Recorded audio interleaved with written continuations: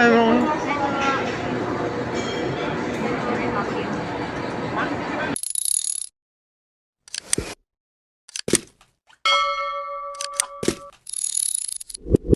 So yun, umaga doon kami sa town at doon kami kumain naman sa Excellence Store. Ito po yung Indian na restaurant doon sa taas sa food court nila. Yan, maraming mga pagkain dyan at mura lang.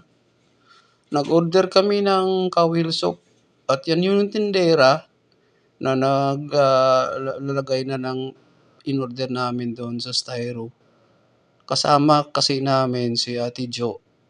Nagkita kami doon sa town at yan pinapakita ko sa inyo kung ano ang food court dyan at ayan sila. Oh. Ayan, naghintay sa order namin. Kasi mag-almusal kami dyan kasama namin si Ate Jo. Namimiss namin si Ate Jo kasi matagal na namin siyang di nakasama. So nagpunta kami at mag-say-hi kayo. Ayan, nag-hi rin sila. Ayan yung pagkain na in-order namin. Siyempre, kamuting kahoy uli.